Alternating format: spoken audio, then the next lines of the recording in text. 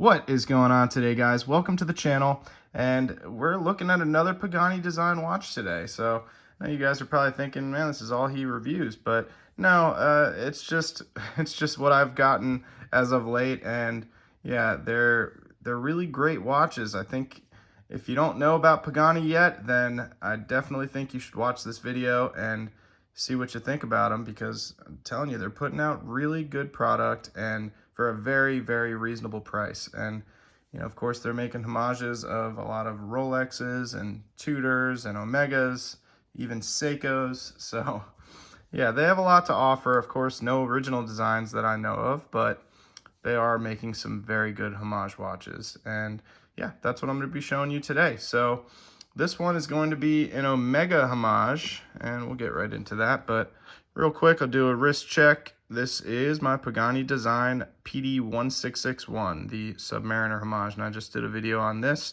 so I'll put a link for that below. You want to take a look at that. Really great watch here. I think this is probably so far my favorite Pagani that I have reviewed and that I've tried out. I believe this one will be staying in my collection. At least for now, it's staying in my collection because I really do like this. So, but yeah, let's go ahead and take a look at this. This is going to be their Aqua Terra homage, the Seamaster Aqua Terra, except this is the chronograph version. So they have two versions of this. They have the regular automatic version and the chronograph version, which uses a mecha quartz movement. And I'll get into that a little bit later, but I already sized this. I've worn it for a few days. I'm trying to wear these watches for a couple days before doing reviews, because first impressions are great and you can certainly learn a lot from just first impression videos, but really taking the time to have a couple days with the watch and actually wear it and see what may or may not go wrong, I think is very beneficial to you. So yeah, this, like I said, the Aqua Terra homage chronograph version, and let's just take a look at what comes in the box here. So of course you get the watch. You have your Pagani Design warranty card and user's manual. Now, they never sign and date these warranty cards, which pretty much makes them effectively useless. Here it is. This is the PD, I believe this one is the PD1712. So they have the PD1688 and the 1712. Those are the two Aqua Terra homage versions, but one of them is the regular automatic version, and the other one is this VK63 mecha quartz movement. So this is all 316L stainless steel. The whole case and bracelet made of 316L stainless steel. Also the pushers and the crown. The case diameter, it's listed as 40 millimeters, but I'm getting on my calipers 40.7. So I already measured this. And I just wrote down the numbers for you. So it is 12 millimeters thick, and I was getting a tiny bit less than that, but right around 12. The lug to lug is 47.8, so right around 48 millimeters, which is a nice lug to lug. Wears nice and compact, and the lug width is going to be 20 millimeters. So definitely we'll have a plethora of straps that you can throw onto this, and this certainly is a strap monster. Matter of fact, I like this a lot on a leather strap, and I'll show you later in the video what it looks like on one of my favorite leather straps that I have. So yeah, the water resistance is rated at 100 meters, which it does have a screw down crown, so I think it could probably handle that, and it's got a screw down case back as well, so I think 100 meters is fair. And like I said, this is running the Seiko VK63 mecha quartz movement. So that is a hybrid movement if you're not familiar. So it uses mechanical parts to operate the chronograph part of the movement. So if I push that top pusher to start the chronograph, you'll see that you have a sweeping seconds hand. The seconds hand for the chronograph sweeps at, well, it ticks at 4 ticks per second. So not quite as smooth as an automatic, but pretty close. Definitely smoother than a regular quartz movement. And we'll just reset that. But the regular quartz part of the movement ticks 1 time per second, just like a regular quartz, but that's down here in this subdial. So it is accurate to plus or minus 20 seconds per month. So pretty good, but it's quartz movement, so you expect pretty good accuracy. And it is stated to have a 3-year battery life. So the colors this comes in, you have the blue, just like I have. You got a black version, green. You have a brown dial, but also is two-tone bracelet, and I believe it's got a gold bezel. And you also have a white dial with blue hands. So nice color options for this. Definitely a decent selection of color options. And if you choose to go with the regular version, which has the NH35, you're looking at a $107.99 price tag. For this version with the VK63, you're looking at $80.99. So, decent price drop if you're going for the chronograph, which is to be expected considering the NH35 is a more expensive movement than this VK63.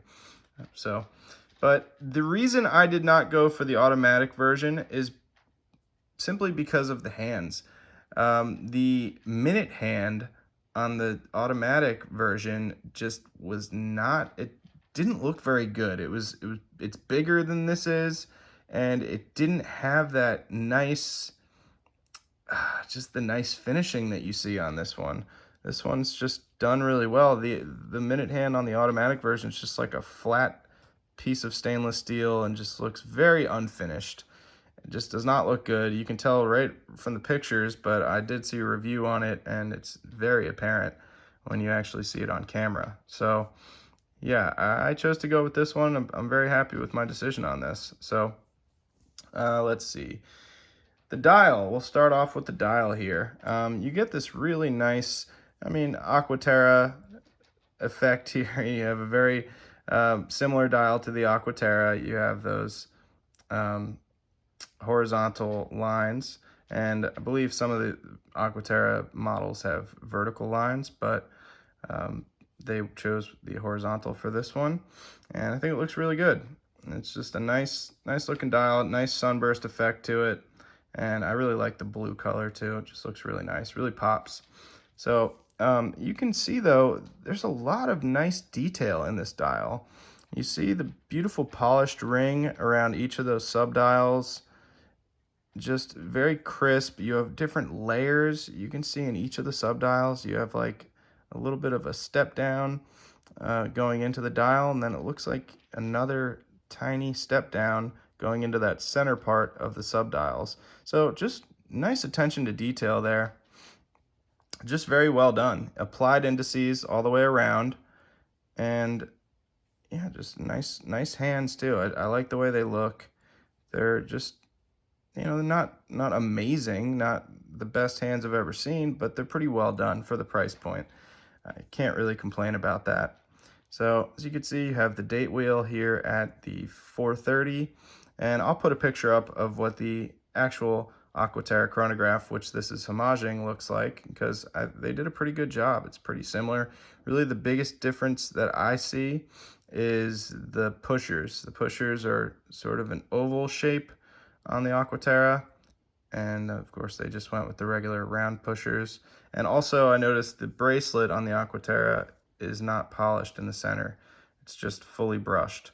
So I think it would have been nice if they had done that on this. I'm not sure that the polished center links are really doing this any favors, but that's just my opinion. That's of course going to be subjective.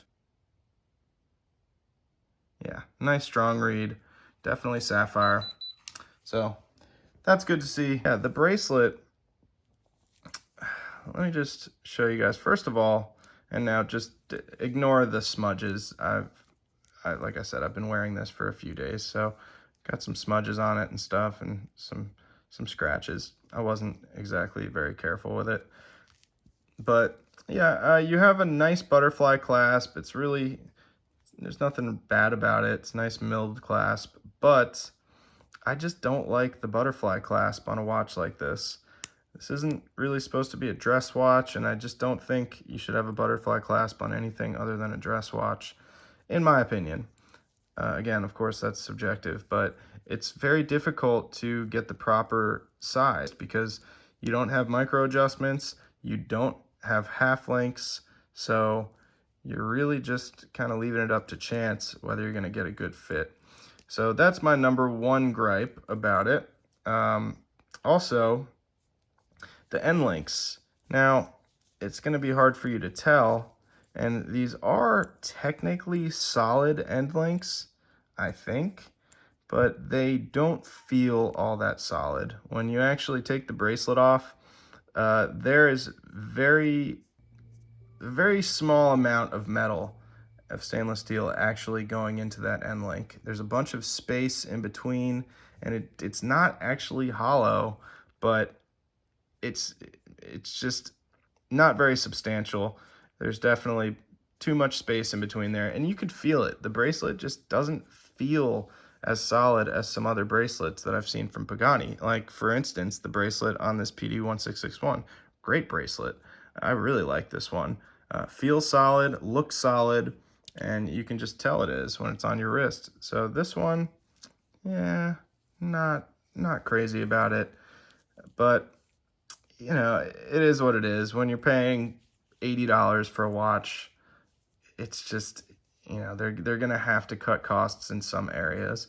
But what I will say is, and what I said earlier too, this watch looks really good on a leather strap, and one of my favorite leather straps, I'll show you guys later, looks great on this watch. So yeah, I mean, to me, it's not a deal breaker, but to some of you, it might be, because it's always nice to get a good bracelet on a watch straight from the factory. And, you know, this one, they definitely had a little bit of a missed opportunity there, because at this price point, too, there's plenty of Paganis that give you great bracelets, or at least very good bracelets. So, yeah, it's a shame, but definitely got to point that out. That is definitely one of my gripes about this watch. But other than that, I really don't have too many. By the way, I will leave a link down in the description where you can find this watch on AliExpress. I have not seen it on Amazon, and if it were on Amazon, it would be more expensive anyway, so definitely recommend you get it from AliExpress.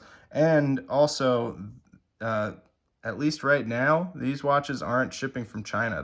They're shipping from the US. So if you're in the US, you should get your watch in like 3, maybe 4 days tops. I got mine in 3 days. So that's pretty good from buying from AliExpress. If you know about AliExpress and you're used to buying from them, then you know you're used to waiting at least 2 to 3 weeks to get your watch.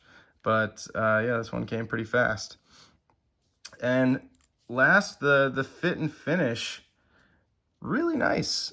Really nothing to complain about fit and finish wise. You got, I mean, not the greatest brushing, but pretty good. Looks pretty good. You have a pretty nice luster to that brushed side there. Same thing on the other side. And again, this is not straight out of the box, so you're gonna see probably some marks and some fingerprints. That's from me. You have a really nice polished edge here going all the way across on both sides, and just looks good. It's very well machined. Yeah, don't really see any bad spots. Just looks great. So polished bezel here as well. And yeah, the polishing looks really good. The brushing looks really good.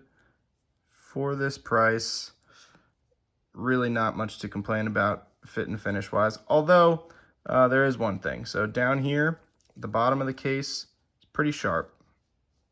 I would have just liked to see them round off these edges a little bit better, but you know, you're not going to get everything. But I will say it wears pretty nice, and once it's on wrist, you're not going to be able to notice that. That's not going to be digging into your skin or anything like that. If this is what you're looking for, if you're looking for an Aqua Terra Homage, first of all, there's not very many of them out there that I know of, and I don't think, especially if you're looking for the chronograph version of it for a Homage. So this is definitely one to keep in mind. I'm very pleased with this. This actually is one that I might just be keeping.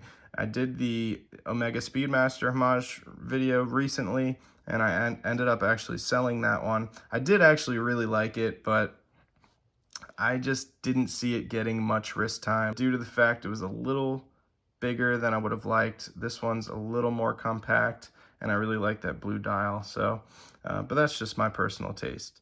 So all in all, I think this is a great piece. If you're just looking for a nice chronograph to add to your collection that's got some nice style to it, and also if you're just looking for a good Aqua Terra homage out there, because I think they did a really good job putting this one together. So definitely recommend this, and you can see how it looks on this leather strap. I really love this. I'll leave a link down in the description where you can find this leather strap. This is a Horween leather strap made by Homage, and yeah, I really like it. Also forgot to mention that beautiful engraving on the back. So yeah, just nice detail with this watch. Definitely a good piece. So also, I forgot to mention, even though I'm not really crazy about the bracelet, it does wear pretty nicely. It's very comfortable. So if you're looking to wear this on the bracelet, you're not going to be uncomfortable. It just could have been better quality, was what I was really trying to get at. So that's going to wrap it up. But guys, please hit that like and subscribe button. I'll be doing, my next video will be a video on my giveaway. So definitely stay tuned for that. Check that out. You're going to have a chance to win a really nice Timex. So thank you so much for watching, guys. I'll see you next time.